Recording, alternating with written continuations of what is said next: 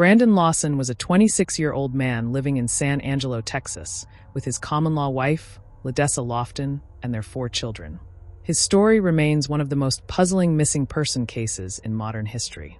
On the night of August 8, 2013, Brandon vanished under mysterious circumstances along a desolate stretch of Highway 277 near Bronte, Texas. Here's everything we know. Brandon and Ledessa had been in a relationship for over 10 years. Like any couple, they had their ups and downs. On the evening of August 8th, they had an argument. Tensions had been high due to Brandon's demanding work schedule and other personal pressures.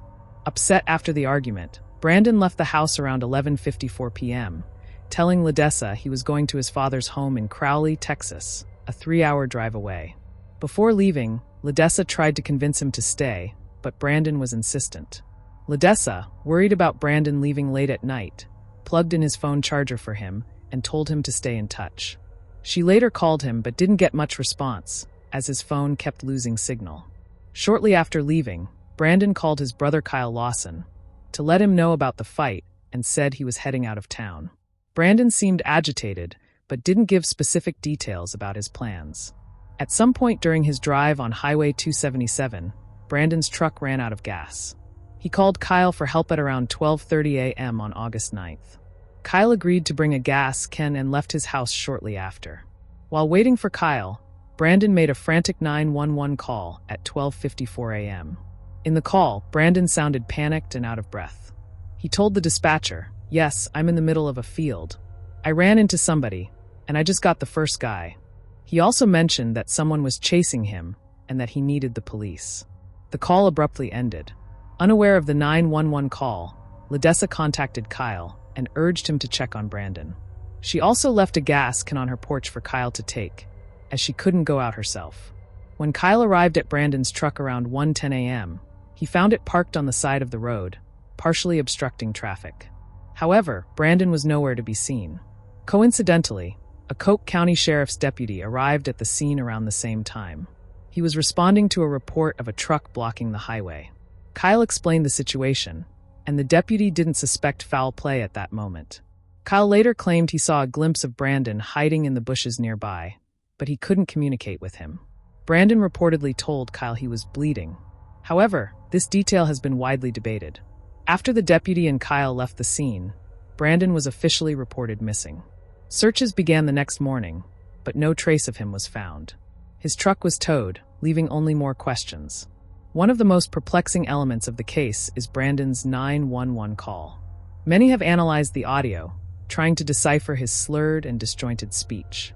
Some speculate he was injured, while others believe he was under the influence of drugs. The area where Brandon disappeared is rugged and full of mesquite trees, tall grass, and thorny brush. It's easy to get lost or injured in such terrain, especially in the dark. It's worth noting that Brandon had a history of drug use, and some speculate he may have been under the influence that night. However, his family disputes this theory, saying he was simply scared and in distress. Over the years, there have been unconfirmed sightings of Brandon in nearby towns, but none have led to any concrete leads. Law enforcement and volunteers conducted multiple searches of the area over the years.